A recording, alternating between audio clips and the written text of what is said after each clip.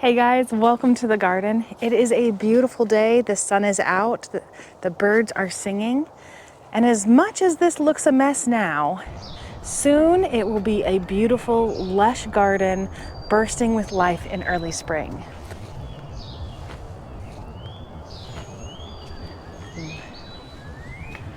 In order to get to that full, lush garden, I gotta bring you inside. Hey guys, welcome inside. As you can see, we've got our seed starting area set up.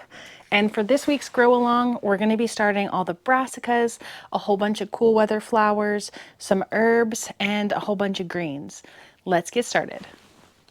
You have a lot of choices when it comes to trays and inserts and all of those things. I picked Greenhouse Megastore for my trays because they're super heavy duty and they last for a really long time. I got the ones with no holes because I didn't want a lake in my house, and you can see I'm starting inside my converted garage.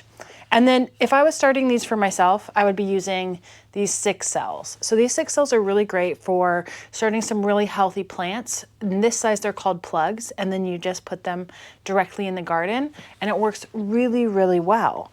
However, I'm helping many people learn to garden locally, and these I'm starting for them so that they can have a larger, more established plant when they put it in the ground. That's going to just give them a better chance of success.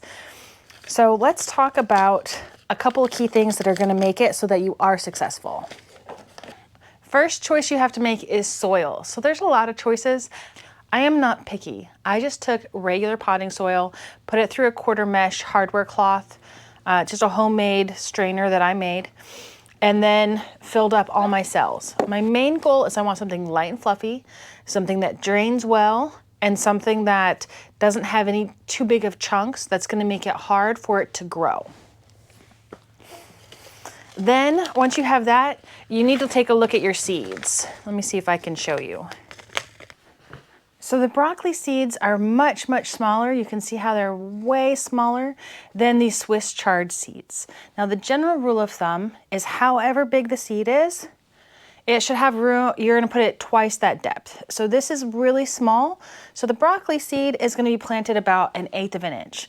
Now it will tell you on the back of the packet, and the back of the packet says somewhere between 1/8 of an inch to 1/4 of an inch, which is just about right. Now the Swiss chard you can see is much larger. It's so much bigger. Swiss chard is much larger, and this is going to be planted probably about 1/2 inch. Yeah, about 1/2 inch down. So all we're going to do is I'm going to show you 2 different techniques to work with small seeds versus big seeds. For small seeds like this, I put them on top. I do not put them down under the soil at all because that makes it too difficult. So I'm going to put 2 in each cell just to make sure I get at least 1 broccoli plant.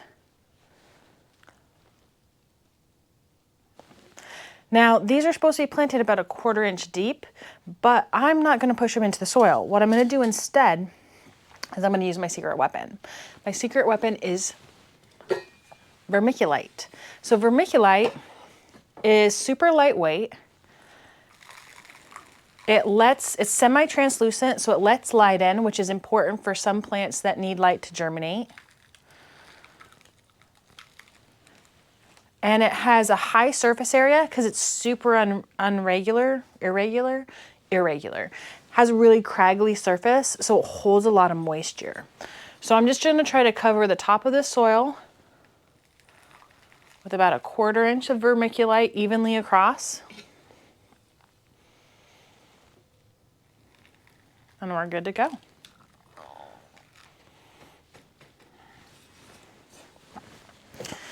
Now, one of your make it or break it skills as a new gardener or as a new seed starter is going to be watering. If you water this too much, it's going to rot everything. It's going to die. If you don't water it enough, it's not going to be happy and it won't germinate. So a couple of key tips is bottom water. So that just means that you would take out the tray. Oh, there we go. Now this one is perfectly watered already. But to bottom water, you would put in about a 1/2 inch of water in this and then put this back in to soak it up. Then you check on it in about 20-30 minutes and you dump out whatever's left. Another good tip is one of these little wand sprayers. So this is super helpful for here inside because I don't have running water out here. And this is just gonna let me mist everything, get it moist, and the top is where it's most likely to dry out, which is why vermiculite is such a game changer, especially if you've struggled with those small seeds, getting those to germinate well. And then just pop it back on the shelf. These lights right now are a little bit higher than they should be.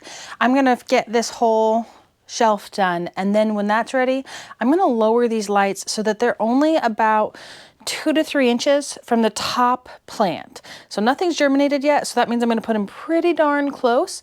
We wanna give them maximum light, and then I have the lights on somewhere between 16 and 18 hours every single day. I've got it on a simple timer, game changer. For larger seeds like Swiss chard, I use a pencil. So I'm just gonna use this to push the seed in the right depth. So on the back it says 1/2 inch. So I'm gonna put 2 seeds in every cell. As you can see, really big seeds. Anything that has big seeds like this is a great way to get kids into gardening.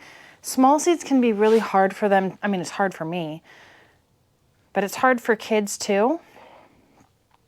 So having them do things like sunflowers, nasturtiums, Swiss chard, peas, beans, anything with a really big seed, I mean, even corn, that's really fun for kids to be involved with.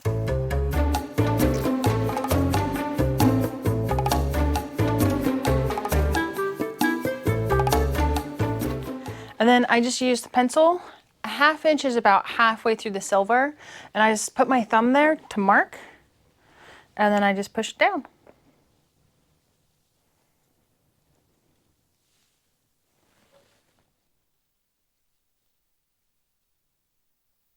This part can be really fun for kids too.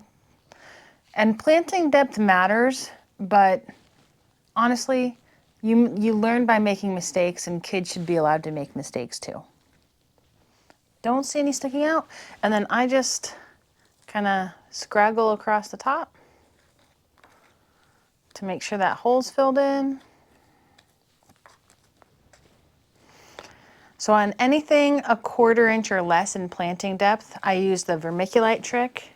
For everything else, I typically use a stick, a pencil, my finger, something to stick it down in the soil. Now I can see that this particular one is a little dry. I'm gonna make sure my seeds are out of the way so that I'm not getting them wet.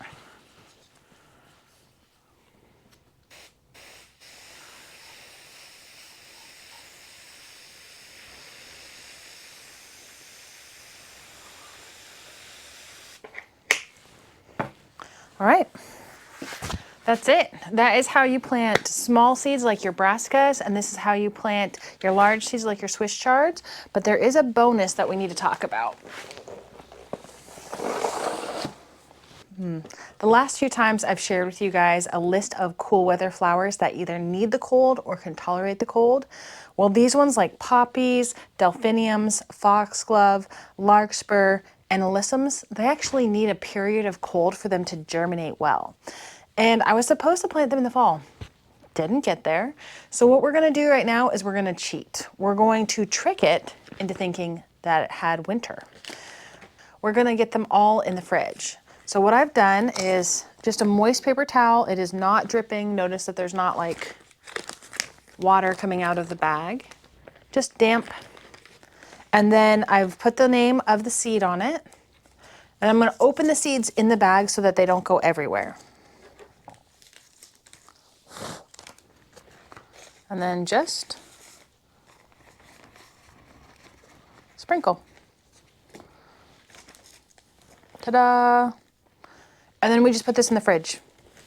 We're gonna put it in the fridge for 2 weeks, and we will trick it into thinking ahead of winter, and they should grow for us. All right, guys, thank you for coming along for this grow along. Next week, we're going to be starting a whole bunch of warm weather crops, things like tomatoes, peppers, all of those types of things. I'm going to put a list of your chores and things to gather in the description so that you can just print them out and have a handy checklist. If there's anything else I can do to make this an easier process for you, please let me know. I really want to make gardening accessible and approachable for anybody. And I want to make this community a safe place for anybody to ask questions and for everyone to learn. So I appreciate you guys coming. This is this week's Garden Chores. We're going to continue with our garden cleanup. I'm aiming for 15 minutes a day to try to have my garden ready to go end of February or about 2 weeks before my last frost date. We're going to sand, oil, and protect anything wood in the garden. We're going to clean out the shed, get it ready for spring.